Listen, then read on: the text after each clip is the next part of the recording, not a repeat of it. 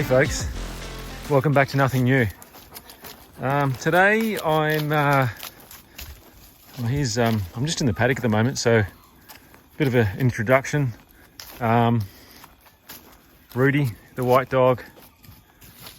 We've got the brown dog, which is Tiger, and then we've got Scooby, who's this dog here. He's one we're fostering at the moment, so we've only had him for maybe a few days. He's just settling in. He's a wolfhound. We've got Rudy, who's the white dog. He's a Borzoi cross deerhound found on a farm. They love the water, especially Scooby, the one that we've fostered, the sort of smoky coloured one. And then we've got Tiger over here, who's a little bit more serious. She's the girl. She rules the roost, of course. But anyway, let's get back into what we're here for. So look, I thought I'd do a walk around on the Highboy, on the red truck. I had done a walk around on this before, but the reason I thought I'd do another walk around is I've got this thing registered. It's actually completely illegal, and I'm daily driving it. Well, you know, daily-ish driving it whenever I need to go out and about. I thought I'd just do more of a complex walk around of all the things that I've had to do on this truck, which is actually a shit ton of stuff. So I thought you guys would be interested. In no particular order here. I'm just going to go from wherever I start and wherever I finish, so it'll be a bit random. And there'll be dogs in between, no doubt. Hey, Scooby. Oh yeah, good boy. Registered, legal in Australia. I imported it. I bought it. I guess let's start there. So I bought it in the US. I imported it myself. I got an importer to bring in this truck and the gold truck at the same time, the 74, both Highboys, both F250s. This truck was brought up in Oregon, East Oregon, so a little bit of a drier Oregon, I believe. Madras, I'm not sure if I'm pronouncing it right, but that's where I bought it from. It was, I believe, a truck used by a rancher for carting wood. Previous to that, I think he had it for 20 odd years. Previous to that, no idea. And the guy that I bought it off the ranch that I think passed away, so I don't think there's much history on it. It's been used and abused. It's definitely had a well used life, but at the same time, it's pretty original. There's a lot of originality to the truck, which is cool. I bought it sight unseen. I bought it off Marketplace. I didn't know the guy. I took a punt. I saw it, and basically I didn't really, to be honest, haggle with him, because it's a bump side, it's a Highboy, genuine F26. It was a good price. And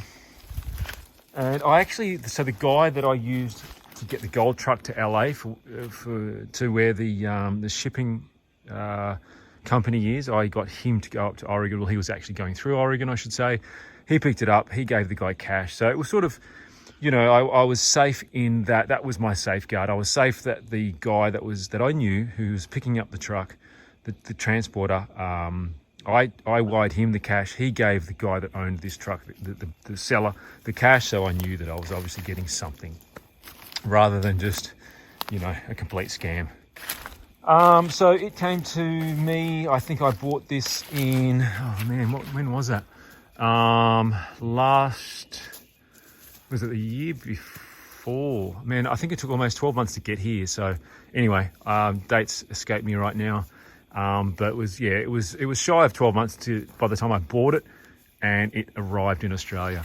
So giving you an idea of how import works in Australia. Obviously it goes on a container. It comes into here through quarantine, through customs, I've got no idea what Scooby's doing, but he's having a good time. So yeah, goes through quarantine, goes through customs, and bit of a long process. They obviously charge you for, you know, every sort of everything that goes on, every dot and every, you know, T that's crossed, every I that's dotted.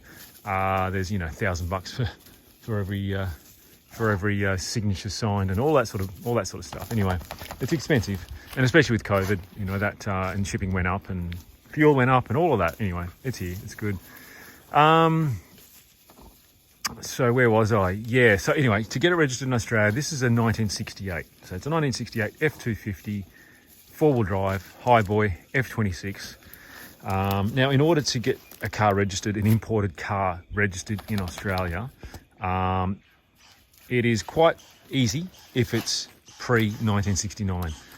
In Australia, in 1969, ADR came out, Australian Design Rules. So that means things like seat belts and, you know, you guys in the Northern Hemisphere, in the US, have, you know, your blinkers or your turn signals, you know, the same colour or the same lens as the brakes. Whereas us in Australia, we have an amber lens. So it's actually separate to the brakes. You've got a brake, then you've got another lens for the blinkers, which is orange or amber, and then you've got your reverse lights and blah, blah, blah. So that only applies to cars that are built in 1969 onwards. So this particular truck, I didn't have to do any ADR compliance, which makes it a hell of a lot easier and cheaper to get on the road. If it was a 1969 or on, like the 1974 Highboy that I've got, the gold one, it has to go through an engineer, and they check the brake lines, seat belts, the lights, heaps of things. So, you know, they're just all the safety things, which is such bullshit, you know, but it's what you got to do if we want to get a truck here and registered legally in Australia. So luckily enough, this didn't have to go through an engineer, which they charge, you know, $800, $1,000 just to look at it without having to do, and then they'll give you a list of things to do to comply. Then you need a roadworthy. So then you got to take it to a mechanic, and he's got to go over the car, do the brake test, check you know, the lights work, the blinkers, and, you know, there's no cracks in the steering wheel. It's pretty full on here in Australia, unlike, you know, you guys in the US. Anyway, this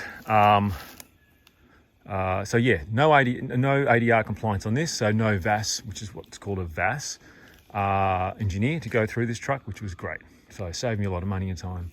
So essentially, I got the truck, and it was rough. You know, it needed everything. So where do we start? Let's start at these guys. Let's start at the front. I bought the truck. It had a PDO winch on it. Had no bumper. So had a PDO winch, which is pretty cool. I've still got it. But the issue with the PDO winch was they'd cut into the cross member, the front cross member, and obviously to fit the winch, and it was hacked. It was, you know, it was like a farm job, arc welded, oxy welded, nothing clean. That wasn't going to pass a roadworthy. Plus, I didn't like the look of it. It was just not clean, and it just didn't look right. So ended up sourcing, and I've done a video on that front cross member. You can actually check that out. I'll put a link below to that. But so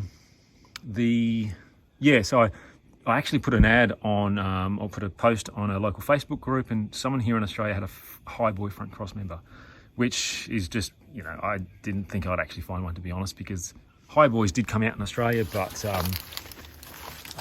only in dent sides and only for a limited, you know, year and years, and people that have got them hold on to them. There's not many wrecks. Anyway, I ended up getting one. This guy was doing a conversion, an engine conversion. The cross member was in the way, so he couldn't use it. So I grabbed that, put that on. What else? Oh, hey guys. Hey. Oh yeah. Hey. None of that. So cross member, done that. Found a bumper. Guy gave it to me, believe it or not, which was cool. Gave it a coat of paint. It was all beat up and army green. So, you know, straightened it, coat of paint, bit of a sandback, bit of a patina job, whacked it on there. Good for a roadworthy.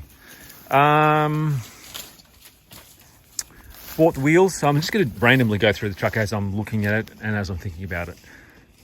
Wheels came on the truck. Hubcaps didn't come with hubcaps, but I found that's the only one that isn't rusted or patinaed. I was looking for steels, not stainless caps. Found some in the States, of course, and I found 3 similar to this, and one which was that front one there, not as patinaed, but it was the guy was selling 4, and that's what he had. So yeah, whacked the caps on it. Original steel wheels that I bought the truck with. Kept them. Tires, I bought them over in the States before the truck was here in Australia. So they're Samson 916s, mud and snow. Same as the gold truck. They're exactly the same. Factory, obviously factory height. I haven't lifted it. I've got, so underneath, what have I done? New shocks, front and rear. These are Dobinsons. They're an Australian brand. Look, another thing with these shocks and with Highboys in general, you can't get parts readily available here in Australia. So these shocks are actually off Nissan Patrols, I think, front and rear, or maybe the backs are Toyota Hiluxes or something like that, and the front's Patrols. So I just sort of went through, you know, catalogue and got the sizes that I needed, and the fronts didn't fit perfectly. I needed to do a bit of modification, and I'm not 100% happy with them, but you know, it rides really nice. So I'm just leaving it at that for the moment. Hey buddy, what else did we do underneath? New brake lines at the rear here on the back. The old one just was all, you know, it was just old and bent up, and I just didn't like the look of it. So made a new brake line, put a new vent line in there as well, put new shackles and new bushings in all the leaf springs, front and rear. That was a bit of a mission, but that's all done. The brakes, I took the rear brakes. Took the obviously the floating axles out. Rear brakes were actually not that great, so I bought new shoes for the rear. Drums were good. Wheel cylinders I took off and rebuilt, so they're the original ones, or the ones that came on the truck. Front brakes were good. Shoes were good. Wheel cylinders were good. Just took them out, rebuilt them, adjusted them. So brakes are great. What else underneath? Oh yeah, I was so I use this thing, you know, not only as a daily, but in the paddock here, just for, you know, carting hay and just whatever we need here on the property. So I was driving one day before I got it registered, and the drag link tie rod end just busted as I was driving, and I just lost complete suspension, obviously. So that was an issue. So I just replaced the 2 tie rod ends.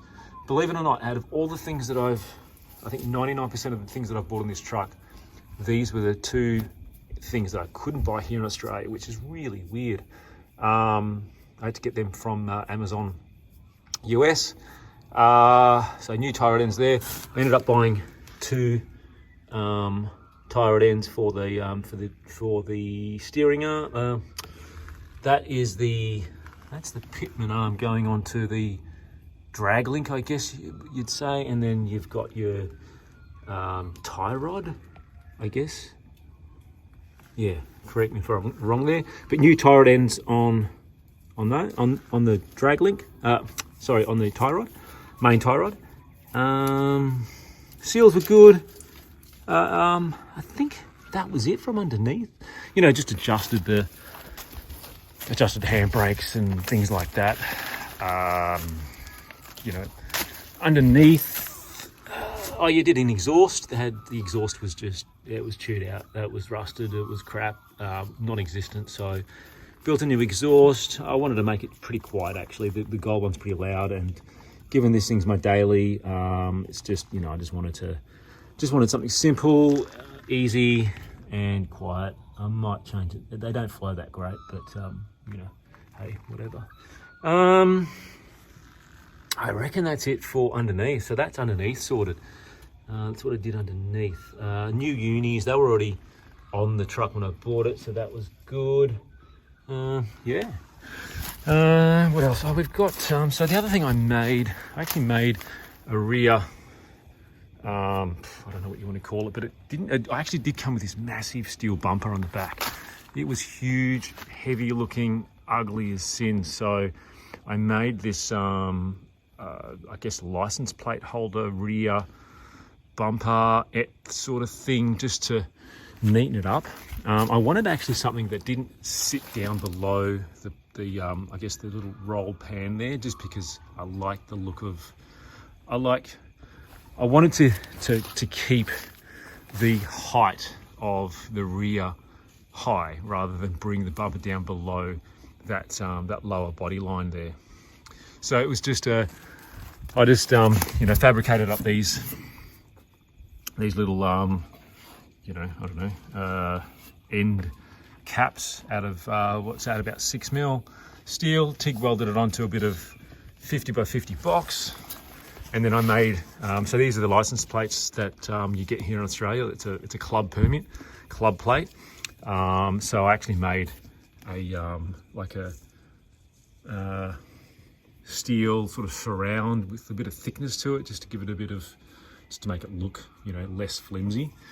Painted it black, put it back. Obviously made it also to hold that license plate light that I need for a roadworthy, which I did that, and it turned out pretty good.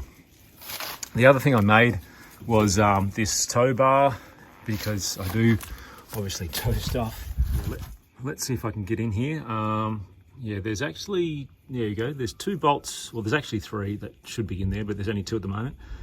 So I've made like a plate that actually has a threaded boss inside it, and then you can actually just undo essentially those 6 bolts, and this whole thing slips down. Oh, there you go, there you can see a better idea of how that works. So I've done a bit of box section in here. That box section is bolted to the outside of the chassis. Then this is sandwiched in between, actually no, sorry, this is welded to the box section. This has a captive nut, I guess you might say, on the inside, which allows you to bolt that through into this, and then through into that box section. It's a bit complicated, but it works. So yeah, I just had this Heyman Reese hitch laying around, so I used that, and yeah, just got some laser cut ends made up from my local laser cutter, Darren at Miller Brothers, and go Darren. And yeah, a little gusset there, good as gold. So that's that. What else have we got here? Bodywork. Let's go through the bodywork. The tray, or the bed, is exceptionally good, pretty straight. It did have, so there's no rust up the front here. It's a little bit damp because I was carting some wet hay, but absolutely no rust in the bed, although it did actually have dual fuel. So it had a couple of homemade fuel tanks that someone had mounted. So obviously one down there, and you can see the other filler neck, and then obviously one down there. Now let's see if I can get in here and show you. So I'll jump in the back.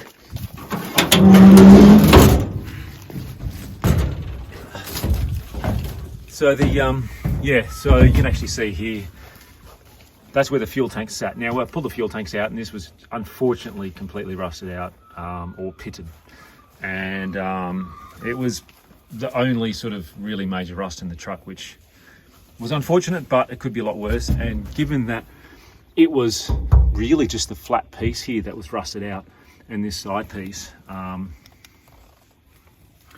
it made for easier work than the corrugated bed floor, right? So what I did, just to give you a quick rundown, in order to, so what I did, I actually did a cut through here, because I wanted to keep that bung, you know, I just wanted to keep this truck well, I do want to keep this truck as original as possible. Cut through there, straight down, along that edge, a cut, whoops, and then straight down through here, leaving about an inch around the wheel well, and so that's new, and that's where I actually welded and ground.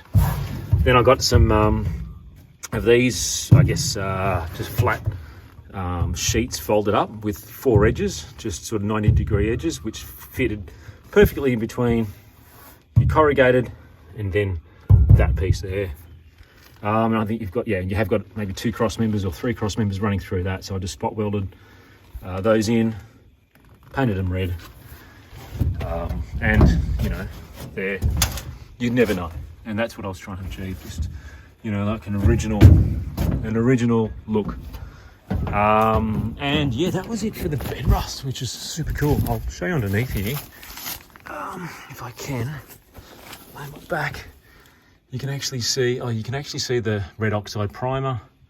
And I just, I drilled the top bed floor, that piece that I replaced, and then spot welded them to the original cross members, just to hide the weld, give it an original spot weld look.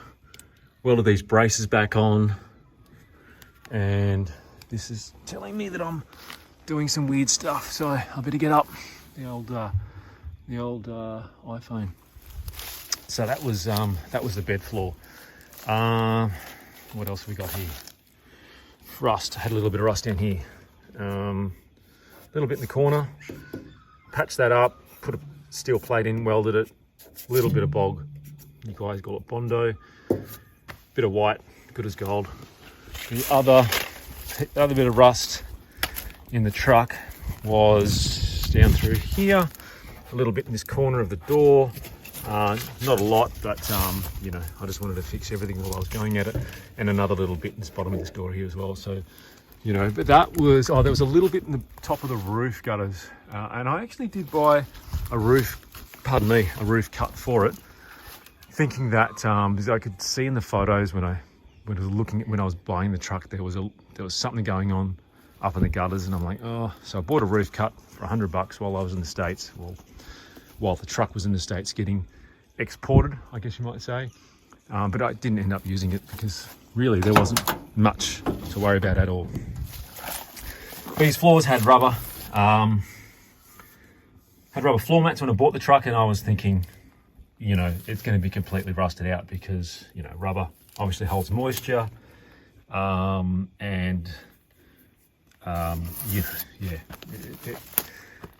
and I bought two floor pans thinking that I'd have to replace these floors, but look at them, they're mint. I mean, this is dirty. I haven't washed it for the sake of the video. I use it, but you know, that's just where my heel sort of rubs, but there's absolutely no rust and just minimal pitting in this floor, which is just incredible. You know, up through here, that's just, I've fish oiled the hell out of this truck, so you know, the residual fish oil is really sticky and it takes ages to dry, so everything just sticks to it. But not too worried, because you know, it's just a heap that I'm, you know, a working truck, right?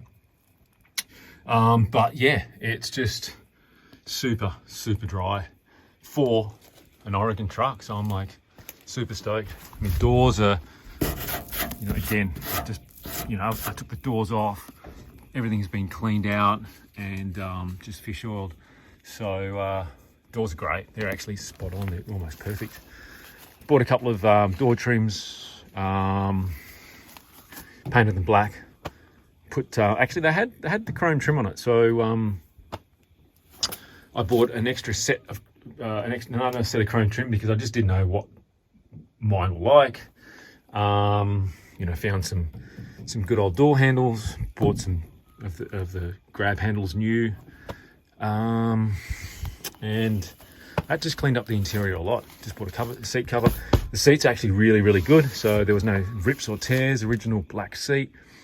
done the numbers. I ran the numbers on this truck. It is an original red truck with white roof, and you know, the two-tone white. So it is white on red. I'm not sure of the trim package on it because I haven't got a remanded report for it, but it did come with obviously this chrome trim. So if anyone knows out there if there's a particular name for this particular package, you know, the red and white two-tone with the chrome trim, let me know. It does have, and I'm not sure if this is exclusive to 68, whether it's got the alt, whether they all had the alt and the oil on the gauge. I've noticed some don't, so I'm not sure if, again, if this is the trim package of this particular truck. Replaced, you know, obviously the dash has come out, steering wheel column's been off, replaced all the, you know, I replaced the glass in the dash panel, gave it a good clean, made sure everything worked, which it actually didn't at the start. I sort of got all the gauges working, you know, temp gauge, you know, blinkers, cargo light wasn't working. Oh yeah, your fuel gauge wasn't working. What else? Heater wasn't working. What else? Heater, yeah, just, you know, like the wiring it was all there, and it was just, you know, either you know, frayed or busted or, you know, bad earth. It wasn't actually that bad. It was just a matter of, hey, get down. Hey, come on, get down. It's a matter of finding, you know, the issue, getting a test light, finding what the issue was, and, you know, actually it wasn't that bad at all to fix. It was all pretty simple stuff. Horn didn't work. You know, had the little connector spring thingy missing, so I just bought one of those. It works a treat. The only thing I want to get for it is an original stereo. That'd be cool, or a radio, I should say, a working radio. I'd love a working radio. That'd be cool. But I'm a bit of a stickler for making sure everything works and everything is original. So whatever I could buy or whatever I need to buy on this truck, even now, I try to buy something that's an original, not 1-800. So I don't want to buy anything, obviously, off the shelf that's brand new. I mean, obviously tire ends and things like that, consumable suspension components and all that sort of jazz. Brakes, obviously you need to. I mean, you know, as an example, you know, it's missing its little, you know, cable. So I want to try to source, you know, an original cable. I mean, you can buy them new, but I just don't want to do that. Yeah, what else? Here's the passenger floor. Is a better idea. It doesn't get used as much, but yeah, just crazy nice, and super stoked that it was actually this good, because I wasn't expecting it to be this dry, given, you know, the truck is from Oregon, was from Oregon. I mean, God knows where it was prior to that. Don't know. Yeah, paint. Now, I'm not sure if it is original paint. Well, probably not, surely, right? It's got a lot of dings and scratches, of course. Obviously that door's not original. I sort of think it's not far off original paint. I mean, it's probably had resprays, no doubt, right? But I can't see overspray too much, you know, on pieces. So, you know, I don't know. Anyway, obviously had some sort of, I think with those cutouts, I would assume it had a guard rail on it, which I'm actually going to make one, fabricate one, and I'm probably going to do a video on it, actually really soon, I reckon. So this big old ugly thing needs to be more ugly, I reckon, and a guard rail put on it. So I'll be doing that. It's definitely had a new door on that side, because you can see it's actually a white door and painted red on the outside, whereas I think this is the original door, because it's the red. You can sort of see the white underneath, and then it's, you know, you've got some primer underneath that. So I think this is the original door. I don't think the white doors had I don't think the two tones had the secondary color as the on the inside of the doors, but I could be wrong, and if so, let me know. Roof lining, everything is there. on the truck. And yeah, I don't think it's, look, I mean, I'm trying to, you know, work out, you know, what, look, I tried to find some history on the truck and I couldn't actually get much history. So it's unfortunate, but that's the way it goes. At the moment, it has got, what have we got there? We've got 44,297 miles. Not sure if that's original. I doubt it. Don't know if it's been over once, twice, 3 times. A lady. What else we got in here? Put the mirrors on. The mirrors were all a bit mismatched and crappy. One thing is really odd, and I'd like to hear more about it if anyone knows. It's got like blue here, which is really odd. You can sort of see a blue. I don't know if someone's tried to paint the white blue, if it was, you can sort of see here is blue as well. And then you've got primer up here. I don't know whether, then you've got a little bit of blue here. So I'm not sure if they used like a blue primer, or if it was a, you know, like a, I mean, the everything matches, you know, the VIN on the chassis and the you know, the VIN on the door. Obviously you can actually re-pop rivet that, but I don't know, maybe there was a body swap on it, but you know, like you're looking at underneath, you know, let's open the bonnet here. You know, it's definitely a red truck. I mean, a red cab. It's just a bizarre thing, that blue. So if anyone knows what may have happened there, let me know and throw a comment down below. So yeah, inside the donk, what have we got here? What have I done? Pretty much, you know, everything in the engine bay. When I say everything, new leads, plugs, spark, dizzy cap, rotor, condenser, you know, carby's been gone through the brakes, new lines on the power steering, pump, new overflow.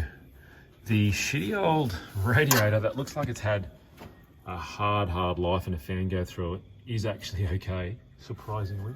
And it looks like, I mean, I was actually expecting to buy a new radiator, but that's still holding together, so I'm going to keep that. Obviously just went through the whole thing, you know, new cables for power, new heater hoses, heater works like a champ, which is great. When I first got the truck, I unfortunately started it up and it was running okay, with the exception of a massive exhaust leak, the notorious FE exhaust leak. And then what happened? I it didn't sound good or something, I can't remember, and I just realized that it wasn't running right, pulled the rocker cover off, and I think it was number 4, lifted collapsed. So that was a bit of a disappointment, but I was lucky that I found all the lifter bits in the valley and in the sump, every single little bit that had collapsed and gone through the engine I'd found. So did a diesel flush, took the sump off. Yeah, like I said, found all the bits and put a new lifter in it, or a second-hand lifter and push rod. Excuse me, there's those cockies having a crack. And running as good as gold. I took it to a mate's the other week and went to say g'day. And he's a, you know, big Ford guy. I'm actually not much of a Ford guy, learning a lot. He goes, oh, you know, there's a bit of a, gee, there's a lot of, you know, that carby seems to be sucking a lot. You've got a big vacuum leak. And I'm like, oh, it seems to be running all right. Anyway, you got the tools out, bit of a fluff around, and then sure enough, this massive vacuum leak. I'm like, man, thank you. So, and he also said, hey, those, you know, those gaskets are on backwards, dude. And I'm like, oh, man. What an idiot. Oh, what a loser. Just, you know, I don't know how many times I've had those gaskets off. You can see the RTV, it looks like it's been troweled on, and it's terrible. I mean, I'm not proud of that. And I'm certainly not proud that I've put those gaskets, you know, back to front. And they're expensive. They're like $60 a pair. They're those good, I can't think of the name of them. But anyway, like my old man would say, firing like a rusty gun, son. So anyway, I've got to buy some more gaskets because I've got to take them off and do it again and do it right. It bugs me. Apart from that, she's running really good. I calculated she's getting about 9 miles per gallon. You know, I think that's a typical FE big brick trying to get through the air. But I think that's it. I think, you know, I mean, there's probably a lot of other little things that I've done, you know, adjustment of the doors, adjustment of the tailgate. You know, a lot of things didn't work and hadn't been looked at or loved for a long, long time. So, you know, I just wanted to go through the whole truck and just get this thing to a point where I can just jump in and drive it and be comfortable in. And it drives really, really nice. Like, it's super comfortable. I think doing those leaf spring bushes and, oh, these guys. Doing the leaf spring bushes and the shocks and just, you know, doing all the, you know, the tire ends and all of that just tightens everything up. Makes it drive really nice, and it does. It's actually super, super nice to drive. So yeah, happy with how that's turned out. I did throw some chrome trim on this tailgate. I'm not sure if it was supposed to come out with a chrome trim on the tailgate. It did have chrome trim, obviously, as an option on the truck. This is new because I never had that with the truck when I bought it. It was missing, and so was that little corner piece there. So they're just repops from Dennis Carpenter. Here in Australia, we don't have, you know, these bump sides didn't come out in Australia as Highboys. And the ones that we did get, very, very minimal trim level. So it's really hard to get that stuff here. So I had to actually bring that over. Yeah, so I put that chrome trim on the rear tailgate. Let me know if that is incorrect. It probably is, but I just thought I'd keep that, you know, that chrome trim thing happening with the rest of the truck.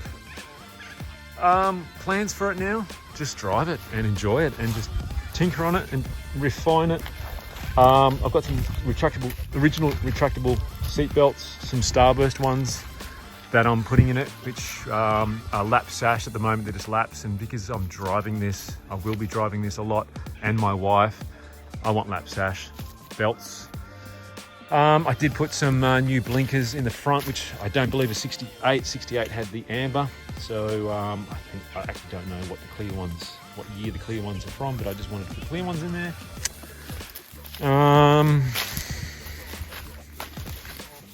Yeah, that's about it, guys. Not sure what more I can tell you. So yeah, well, whoops. Here's Rudy. Hey, buddy, and Scooby-Doo. So that's an adios, I reckon, from Scooby and Rudy, and nothing new from Australia. Over and out, guys.